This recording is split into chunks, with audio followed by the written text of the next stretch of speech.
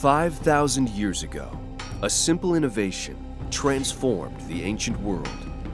One that was so versatile and so valuable, it generated wealth on a global scale, sparked international trade, and ushered in the rise of civilization. To get civilization, you need basically three things. You need cities and towns, irrigation and water, and you need some sort of new invention. And it turns out that at about 3000 BC, that new invention is bronze. And that kickstarts a whole new age.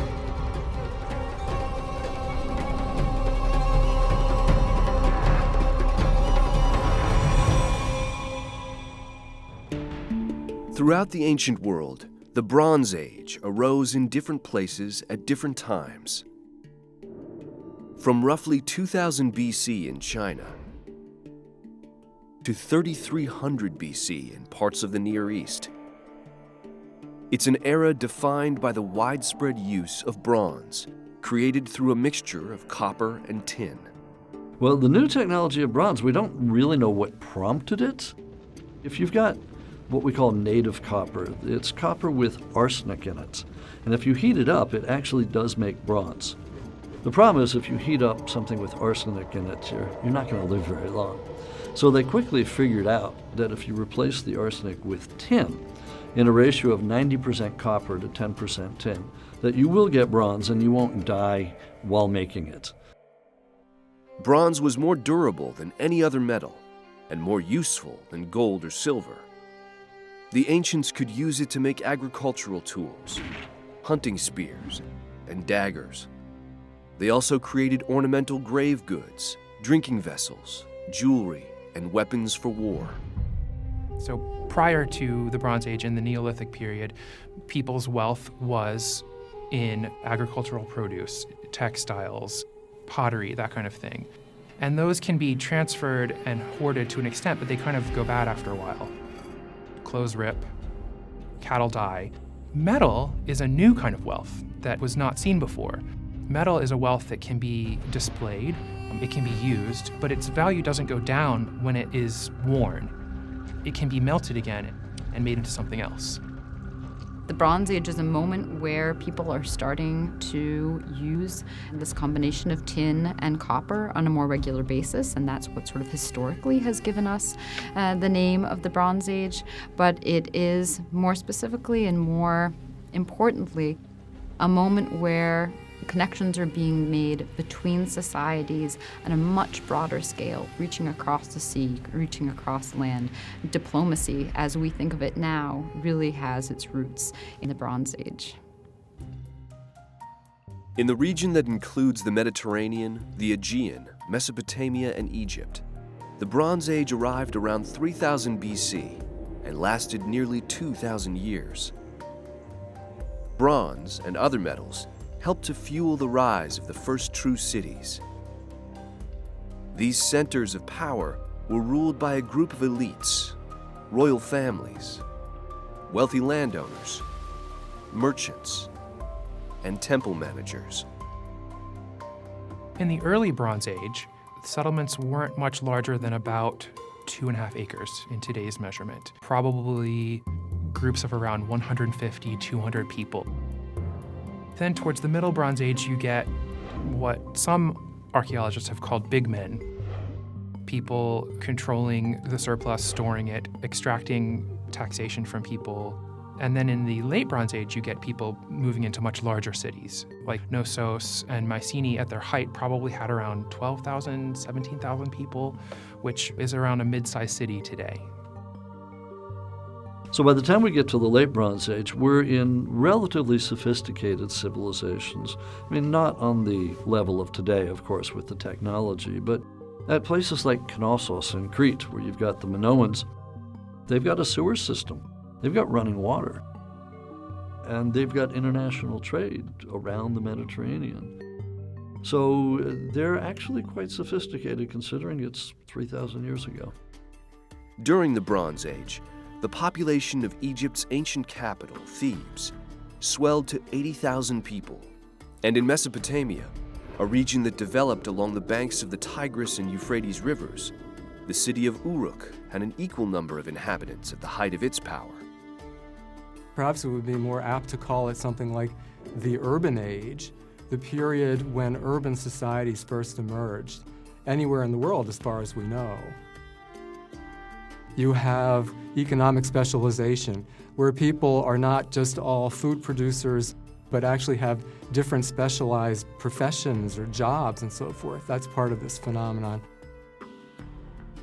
When human societies become not just people of relatively equal social status, but rather you have an elite, and you have a middle class, and you have a lower class, and you have slaves, all that. That's also part of this phenomenon. To keep these highly stratified societies running efficiently, new systems were developed. Large-scale farming and manufacturing, organized religion, government administration, law and taxation. They've got laws, they've got jurisprudence, they've got all sorts of things that we would associate with today. So for example, around 1800 BC, we've got Hammurabi, king of Babylon. In things like Hammurabi's law code, we've got regulations that really hit home today. Divorce, marriage, runaway slaves upon occasion, what to do in the case of debt, for example. So we've got society as we know it. During the Bronze Age, many new technologies and inventions were created to meet the needs of these increasingly complex societies, including the earliest writing systems. Writing developed first probably in the Sumerian cities of southern Iraq, southern Mesopotamia, although in Egypt, writing developed about the same time independently, but there was interaction between the Sumerians and the Egyptians. Basically, all of these civilizations that developed these urban-based, complex societies developed writing for the elites to control and to administer the complex transactions that were taking place. So initially, a lot of writing had to do with products that are coming into the palace or the temple, products going out, keeping track of the tax revenue coming in, keeping track of the produce going out. So this is an initial sort of purpose for writing. Mesopotamian writing started actually as what you might call a logographic system, where each character stood for a word. So if you wanted to represent the word water, you'd have a symbol that stood for water. Now, very often these symbols were also pictographic, meaning it was a picture of the actual object being represented. But not every character was pictographic. The character for sheep is a circle with a cross in the middle, and it's not a picture of a sheep. So somehow they came up with this symbol, but the point was that the word sheep got its own character. This logographic system worked in the early Bronze Age, but with nearly 1,000 characters, memorizing all of them proved too inefficient. Over time, a new system developed into what's known as cuneiform. Cuneiform, it comes from the Latin. It means wedge-shaped. But think about a bird stepping in ink and walking across the page. That's kind of what you've got, except that it's made with reeds being pushed into wet clay. And the tablets are small, kind of pillow-shaped. So instead of a curvy line for the sign for water, you would just have two wedges making a straight line. There's a sign for fish, but it gets turned into a set of wedges, and you'd never have known that originally it was making the shape of a fish. In Egypt, one of the pictographic writing systems survived and eventually developed into Egyptian hieroglyphics. When we look at cuneiform versus Egyptian hieroglyphic, we see a real difference. And that is that with cuneiform, it began as administrative use. So it was really meant for writing on tablets, so very small sort of media. Whereas with Egyptian hieroglyphic, a very different purpose from the very beginning. That kind of writing was meant for monumental sculpture, monumental paintings. So the actual writing had to be large, and because it accompanied these artworks, it had to be artful. So what we see in Egypt is a long development of hieroglyphic writing as an art form. In Egypt and Mesopotamia, large central institutions such as the palace and temple evolved into highly sophisticated administrative centers. The Bronze Age elites who ruled these institutions were acquiring a surplus of food and other goods from the rest of the population, while employing huge numbers of people to help run their cities. Raw materials were also coming into city centers through extensive trade networks. Writing allowed civilizations to prosper with better record keeping, stronger taxation, and greater communication over long distances. Letters, contracts, and other important texts were written with the help of an elite class of professional scribes. To be trained as a scribe, you had to go through rather rigorous years of schooling. And there are texts both from Mesopotamia and Egypt that talk about what it was like to go to school to learn how to read and write, and it wasn't fun. It was usually reserved for boys. Occasionally you know of girls, women who could read and write. It wasn't that common. And in general, it does seem to have been limited to a small number of people, and I suppose they had a pretty good lifestyle compared to most people. In the Egyptian texts, they talk about, it's a kind of these texts that are advertisements for a scribal way of life, and they talk about how horrible it is to be a farmer, how dangerous it is to be a soldier. Be a scribe, you'll do really well. You know, it's like, I guess the equivalent of like telling your kid to be a doctor is there's job security and you'll get paid pretty well. So there would have been resident scribes at these palaces, and they are responsible for very, very important diplomatic relationships. And in the same way that you can imagine a translator at the UN today has an incredible load, these scribes also had incredible weight on them to be able to kind of handle the finesses of correspondence between very important people in the world at that time. The scribes recorded the yearly histories for the kings and rulers. They recounted celebrations, campaigns, and conquests. They also drafted letters from one ruler to another. Well, a lot of the letters start out with, say to Amenhotep, king of Egypt, thus says to Shrada, king of, and what is happening is one scribe is telling the other scribe to read this out loud because the king can't read. Sometimes, on a couple of them, we have a handwritten ink inscription from one scribe to another. Hey Joe, it's Phil. How's the wife and kids? By the way, when you read this out loud, please emphasize the third line down. Look forward to hearing from you again. And so we've got these private messages that the kings never knew. Now, it doesn't happen that often, but just enough to instill the humanity in these dry and dusty documents. In the Aegean, where the Minoans flourished during the Middle Bronze Age, a large number of scribes and bureaucrats helped run the day-to-day operations of the palace.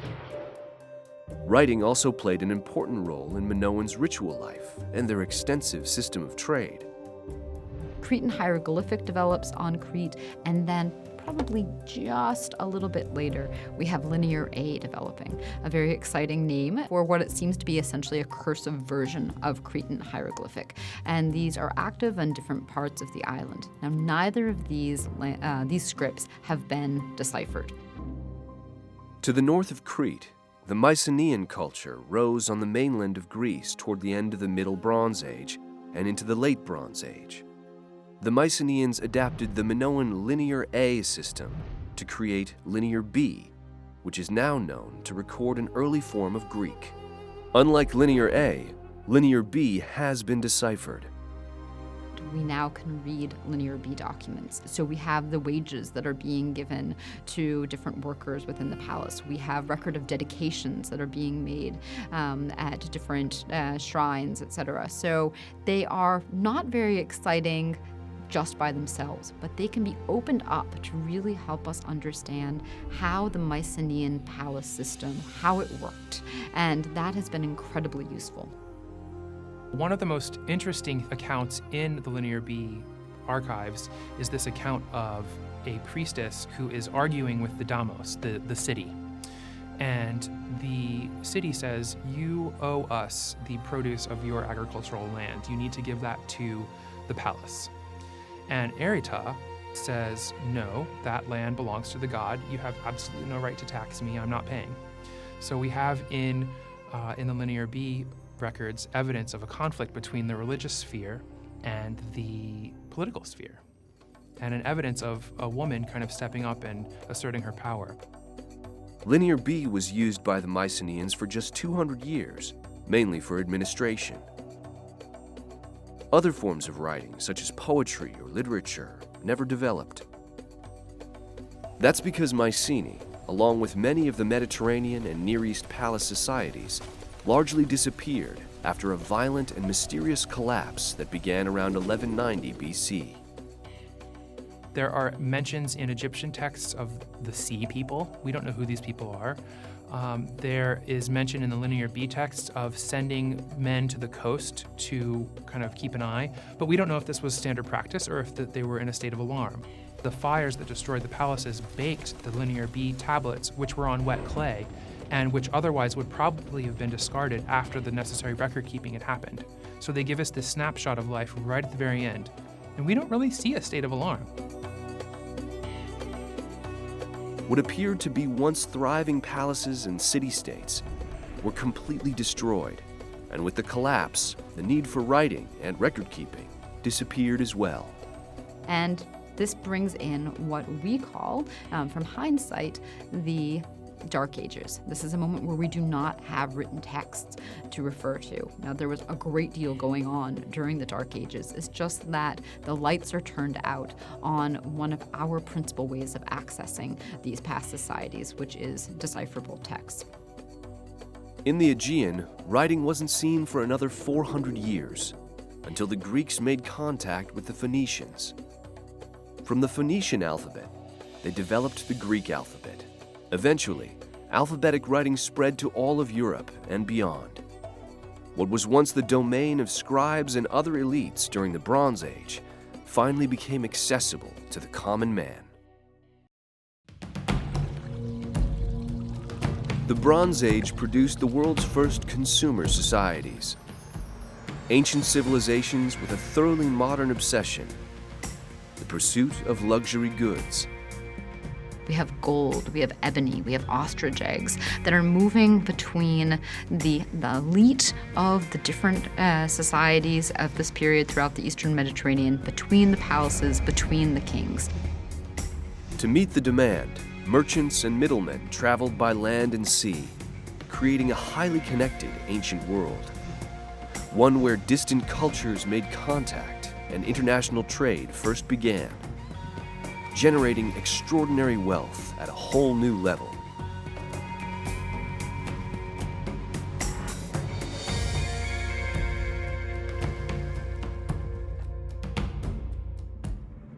Throughout the early Bronze Age, most people lived in small settlements scattered around the Mediterranean and Near East. But as the Middle Bronze Age advanced and populations increased, connections began to form between royal houses and urban centers. We start to see the development of communities that are at a whole different scale, at a regional scale, at what we can call an international scale. In fertile capitals like Thebes in Egypt and Uruk in Mesopotamia, an abundance of food created a rich class of land-owning elites who were eager to trade their surplus for stones, metals, and raw materials from other lands.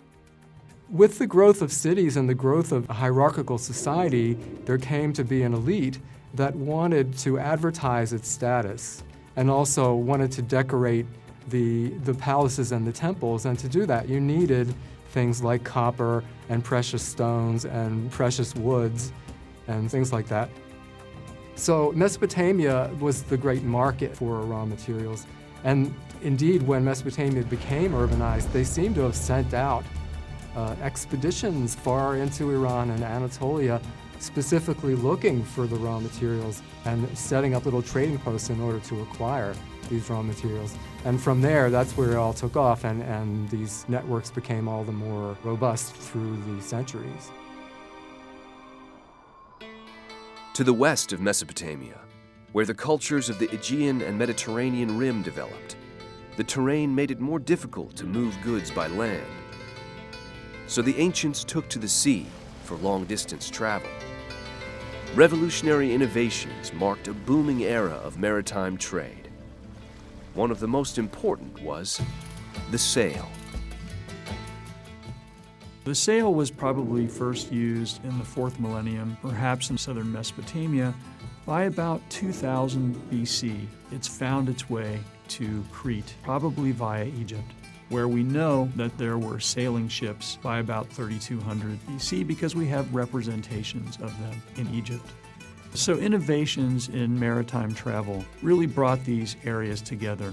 And this is also the time when we see the emergence of the first superpowers in the world, Egypt and Mesopotamia. So they are traveling on the seas and they are engaged in trade. The people in the Aegean, the Minoans, the Mycenaeans, are plugging into these networks. And that's facilitated by the sail. Now they can actually travel to these places and they get plugged in. As civilizations became increasingly sophisticated during the Middle to Late Bronze Age, their need for raw materials drove a thriving trade in metals and developed interconnected relationships never seen before in the ancient world. We know that during the Bronze Age, Cyprus, the name itself actually comes from the word for copper. We know that Cyprus was one of the largest sources of copper in the Eastern Mediterranean. So in the mountain ranges and the foothills of the mountain ranges, that's where we find copper sources. In other places in the Aegean, there's some copper. Farther to the east in Mesopotamia, also in Anatolia, so copper could be found. The real problem was tin. Tin is very rare, and the sources of tin are nowhere near the Mediterranean. There are a few disputed sources in Anatolia, but it seems that the tin was coming mainly from well to the east, near Afghanistan, Central Asia. In the west, it could come from Spain, and even farther from Britain, and whether they were exploiting those sources in the Bronze Age, we're not sure. As these regional trade networks flourished, they fueled an even wider exchange of goods from foreign lands. Everything from women and wine to ivory, precious gems, and artwork. Copper and tin were traded as pillow-shaped ingots and may have been used as a form of currency. This expansion in trade created a ripple effect of economic and cultural influences across the region. Some of these ideas about writing, about religion, are moving around or being passed by, you can imagine, merchants who are telling stories as they're landing at a harbor. The figures that are behind the scenes, not necessarily the king sitting on his throne, but the people who actually make up the activities of social life, the craftspeople, the peasants, the merchants, the traders. They're interacting and they're creating this kind of social network and interaction that really sees the changes of the Bronze Age. The Minoan civilization arose on the Greek island of Crete during the Middle Bronze Age and flourished for over 1,000 years. Named after the mythic king Minos, the Minoans are considered Europe's first advanced civilization. By 2000 BC, they began building a string of palaces on the island. Their capital, at Knossos, was a hub of commercial and cultural activity. The Minoans, during the Middle Minoan period to the early late Minoan period, kind of monopolized trade in the area. They had the biggest ships. They controlled the flow of people and goods from several centers. And they were trading with the Syro-Palestinians, they were trading with the Hittites, the Cycladic Islanders, the Egyptians. They were even trading as far west as southern Italy and north to the Balkans. So there was quite a large network. There is this idea that there was a Minoan thalassocracy, a kind of rule of the sea, that the Minoans, as incredible sea persons, were able to rule the entire Eastern Mediterranean. I think more and more we've worked away from that idea. What we do know is that culturally, Minoan Crete had a very big impact on areas beyond its shores. We see this, for example, in the spread of wall paintings throughout the Cycladic Islands and again into the northern Aegean, even to coastal Anatolia. So a very distinctive style of Minoan wall painting is showing up in these places. We also find it throughout the Levant and also in northern Egypt. In exchange for copper, tin, gold, ivory, silver, and precious stones, the Minoans traded olive oil, wine, food, and textiles. They may have also been the first to develop the so-called purple trade, centuries before the Phoenicians. People in the Aegean became aware of the fact that certain types of sea mollusks, the murex, has a gland that creates an incredible purple dye. Early excavations on Crete and in the Aegean would turn up shells, and people did not exactly know what to make of this. We now can kind of go back to these early excavation reports and understand them very likely as being processing sites for this purple dye made from the murex. And there have been some very interesting recent finds of this dye actually being used, essentially creating a color in paint. The world was being colored by this purple in various different places, not only in cloth, but also on the walls and doubtlessly in other places too. The Minoans enjoyed relative peace and prosperity through much of their reign as grand masters of trade. But by the beginning of the Late Bronze Age, Minoan society began to decline. A major volcanic eruption on nearby Thera or some other natural disaster may have contributed to their fall. Over time, the Mycenaeans, a group of early Greeks from the mainland, moved in and took over trade in the region. The Mycenaeans, once they supersede the Minoans, circa 1450 BC or so, they don't seem to have as strong a connection with Egypt, and so they are oriented to the east, more to the Hittites and the Cypriots, but the Mycenaeans also have a strong interest in southern Italy and Sicily, more so than the Minoans. So they're developing contacts with places on the southern Italian coast and Sicily looking for different kinds of products. We know that the Mycenaeans were trading with southern Italy, with the Balkans. We have Balkan amber in Mycenae. We know that they've continued to trade with Cyprus. They continued to get copper ore from the places that the Minoans did. We can actually trace the source of copper by lead isotope analysis because veins of metal in the earth typically possess the same sort of signature, and the sources of copper continue into the Mycenae. They continue to kind of extract at a high level and higher and higher. As the demand for copper grew, so too did the quest for more luxury goods. This, in turn, fueled the demand for stronger ships capable of carrying heavier cargo. Initially, most shipbuilders used twine to join the planks of wood together, but these craft were too fragile for the open sea. Eventually, a new technique was developed in the Late Bronze Age, using mortise and tenon joints to connect planks, creating stronger boats that helped expand trade beyond rivers into the open sea. The earliest evidence of this major advance in ship construction was discovered off the southwest coast of Turkey in 1982, in an area called Uluburun. The ship was nearly 50 feet long and carried more than 20 tons of cargo from at least 7 different cultures. The Uluburun shipwreck is unique in so many ways. We have only a few actual wrecks from the Bronze Age. And this is so unique because, first of all, the preservation. We have a kind of moment frozen in time. Everything went down with the ship was meant to be with the ship. And so we can study that particular moment, and we can study the range of objects, the range of products that are being shipped around the Mediterranean at about 1300 BC. And this is really extraordinary. We have these large ingots of copper, for example. We have beautiful ingots of glass. Glass would have been used and then would have been sent throughout the Eastern Mediterranean and then turned into different types of objects by craftspeople in the different societies. Among the more than 18,000 artifacts was a cache of exotic objects.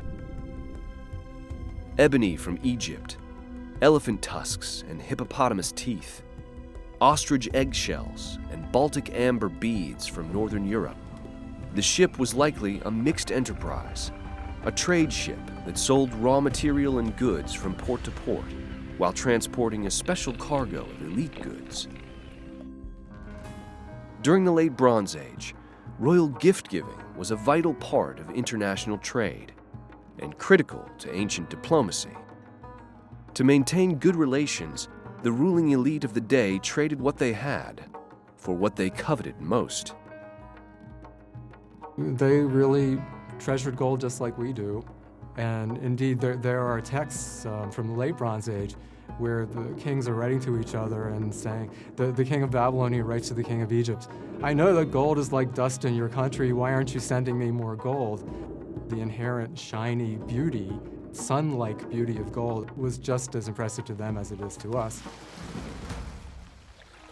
By the Late Bronze Age, the trade networks that brought great wealth to the ruling elites were being disrupted. Scholars believe that climate change in the Aegean may have been a factor. A series of intense droughts could have dramatically affected agriculture and led to great social unrest and upheaval. Ultimately, what we end up seeing is the destruction of palace after palace, very widely throughout the Eastern Mediterranean. And I think the scope of that suggests two things. One, that the climate very possibly is playing a role, that this is, the climate is something that can cause such a widespread synchronous event. But also these are societies that are very interconnected. And so we can see that the livelihood of one is going to affect the livelihood of another. Much like the global financial meltdown in 2008, the disruption caused a ripple effect across the region. The flow of luxury goods and raw materials for the ruling elites eventually ceased altogether. The vibrant trading networks forged in the ancient world would not be seen again for centuries. But they set the stage for a remarkable expansion of international trade, diplomacy, and cultural exchange that continues to this day.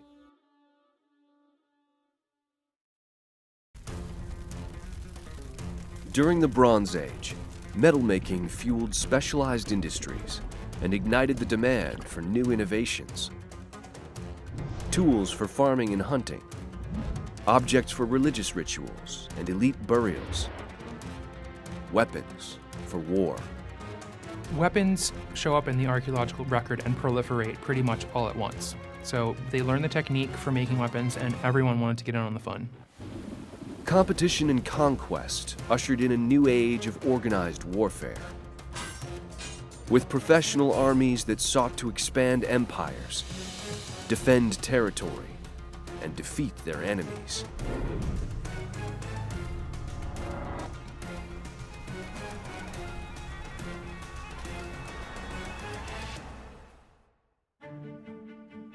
It's not known exactly where or when bronze making first began, but it revolutionized the way tools and weapons were made, and the new technology spread quickly throughout the ancient world.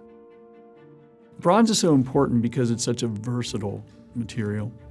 So when it was discovered that one could alloy copper with tin to make bronze, it was a great improvement because copper is really soft and it doesn't make a good working edge for a tool or a weapon, but when allied with tin, it becomes harder and more durable, and it keeps a sharper edge. Therefore, the tools are better, the weapons are better. Bronze Age tools and weapons were often interchangeable and consisted of axes, swords, daggers, and spears. In the early Bronze Age, warfare was localized. Small groups of men attacked nearby settlements for land, resources, and women. But as the wealth and size of settlements grew and societies became more urbanized, warfare spread. By the middle of the 3rd millennium BC, the earliest professional standing armies were organized to defend communities in southern Mesopotamia. The normal political situation in southern Mesopotamia was that of the city-state, and each important city had its own political area that it controlled. And they were very competitive. They fought with one another. Sometimes they conquered one another. And there would be these ambitious rulers like Sargon around 2300 who tried to unify all of them. And for a while that worked, and then it would fall apart again and they'd go back to their city-states again. The Sumerians were the first to use body armor and helmets in battle. They're credited with the invention of the sickle sword and the earliest known chariots. The Sumerians executed well-disciplined formations in battle and launched the first missile troops, using men armed with javelins. Their military techniques and weapons were quickly adopted around the region, giving other ancient adversaries a greater advantage. New innovations and new technology usually do give you an edge, whether it's in war or society or elsewhere. And so we do see these new adoptions.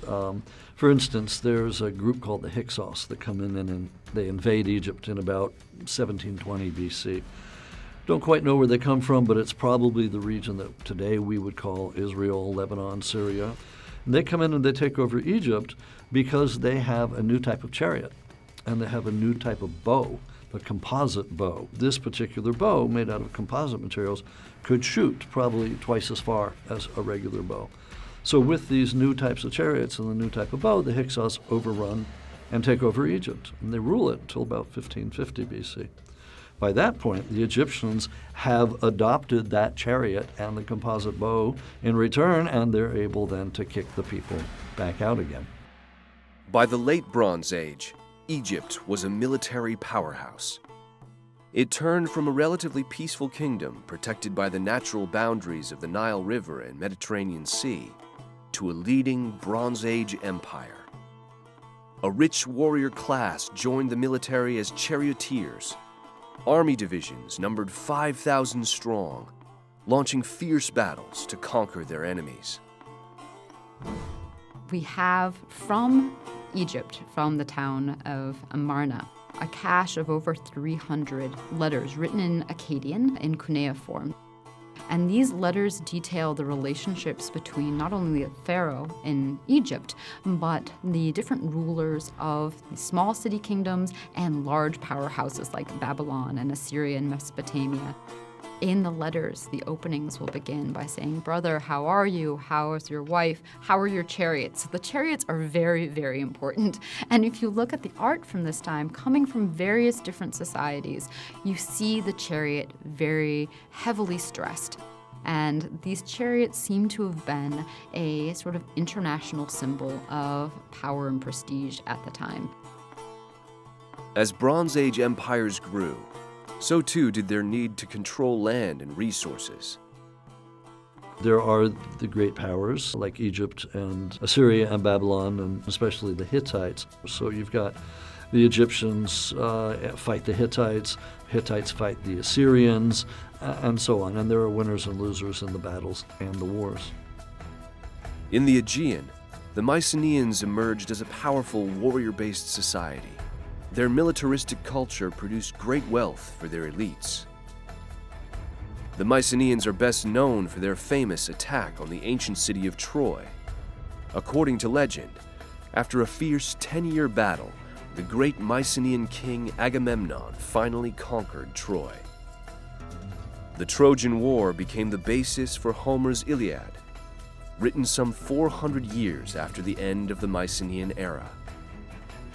We don't know if the Mycenaeans saw themselves as an independent nation in the way we would think of a nation. They might have saw themselves as inhabitants of a particular city, for instance, or the speakers of a certain language, or the worshiper of a certain god, rather than someone in a nation.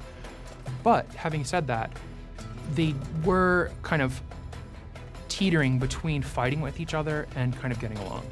It probably was a kind of uneasy alliance. And they probably came together to fight off external invaders, but when there was no one invading them, they probably were at each other's throats.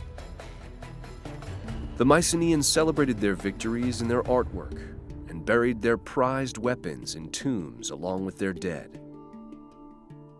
They had spears, they had short swords, they had these figure-8 shields made of wood draped with cowhide.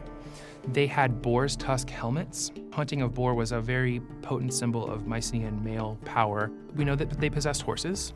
There are horses and chariots in fresco paintings and illustrated on weapons themselves.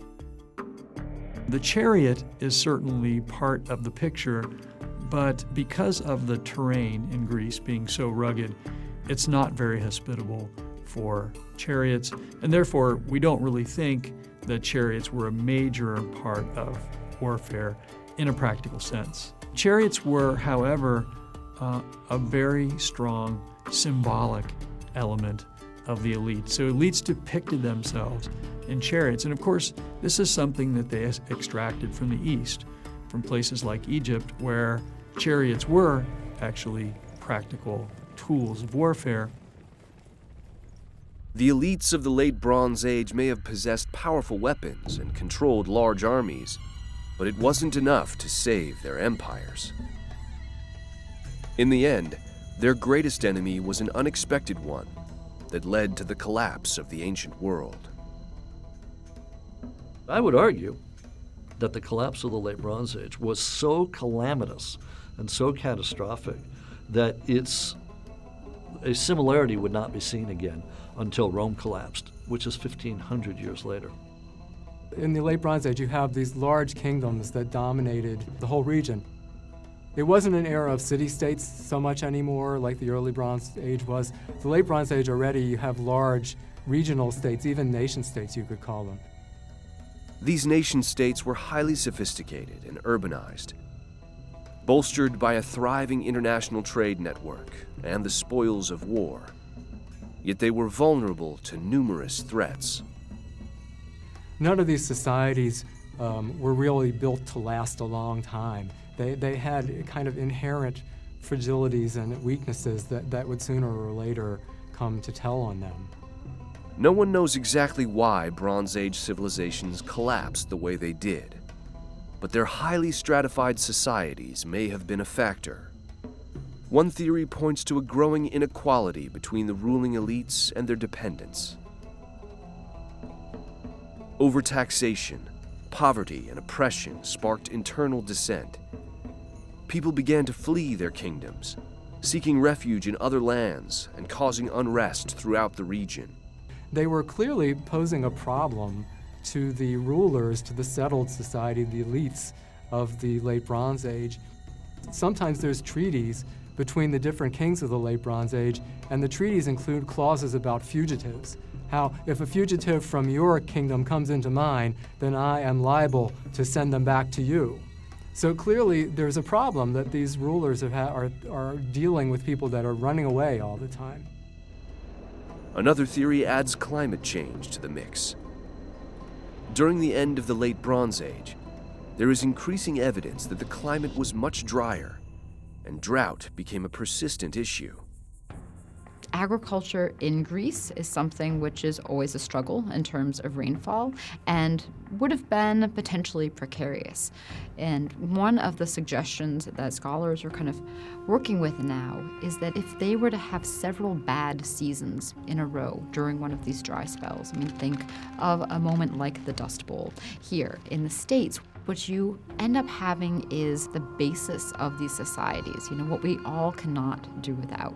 Food starts to become a scarce resource. If you didn't have the same supplies of water that you were used to, you couldn't produce the same amount of crops and sustain the same numbers of people, particularly all those people that weren't food producers themselves, all these elites and the specialists that are working for the elites. And if the agriculture's failing, then that whole system of all these parasitical people that are living off of the actual farmers and herders and so forth, that's all going to fall apart if they can't be fed. While drought and famine may have helped topple these Bronze Age societies, it's possible the land itself created even more instability. There's evidence that powerful earthquakes once rocked the region. Mainland Greece and the islands are a site of high seismic activity. They're right on a fault line, and so there are frequent earthquakes. The palaces were producing large quantities of olive oil and large quantities of wine and storing them in these giant pithos jars as tall as you or I, full of oil. And you combine that with lamps that would have been inside, like candles burning, earthquake, and these large drums of oil, and you get this recipe for disaster. By the end of the 13th century BC, it was clear that many of the ruling elites were hitting a crisis point. We see in text that people are writing letters back and forth to one another. So, for example, we hear evidence that there are groups that are attacking Cyprus. We also hear this from various different places along the Levantine coast and from Egypt itself. So this is the so-called Sea Peoples. No one knows exactly where the Sea People came from, or why they were attacking cities and settlements along the coasts. Some believe they may have been refugees or disaffected people fleeing from hardship in their own homelands. We have examples of letters going back and forth, letters from the Hittite king to the king of Ugarit saying, you've got to let that shipment of grain get through. The people need it. They are starving. A letter from the king of Ugarit to the king of Alashiya, I can't help you. All of my troops are in the Hittite realm, and I'm being attacked, so I'm left here vulnerable. So it's very clear that there were disruptions, there were people moving around, perhaps the so-called Sea Peoples, of disaffected people moving around and attacking the coastal areas. Little is known about the mysterious Sea Peoples, a name given to groups of invaders who raided coastal towns and cities throughout the Mediterranean for nearly 100 years. They're mentioned in ancient Egyptian texts, attacking in two separate waves about 30 years apart. They talk about these people coming from the north, they talk about them coming from overseas, and they actually give us the names of the groups. They talk about the Shardana and the Shekelesh and the Weshesh and the Esh, the wonderful names, the Denyen and the Peleset. Who are these people? The Shardana sounds a lot like Sardinia, doesn't it? But we don't know for sure if it is. Same with the Shekelesh. It sounds a lot like Sicily, so people have suggested that's where they came from. It's really only the Peleset that we think we know. They're probably the Philistines, and the Philistines are mentioned in the Bible as coming from Crete. So that might actually work, but we don't know that much about them. External invasions, internal unrest, climate change, and natural disasters. Scholars now believe it was a perfect storm of conditions that rocked the ancient world at the end of the Bronze Age. Geographically, the collapse goes all the way from Italy in the west to Iraq and Afghanistan in the east, and it goes from Turkey in the north to Egypt in the south. From the western to the eastern Mediterranean, all that collapses. It would be Italy, Greece, and the Middle East as we look at it today. All that went down. It went down hard.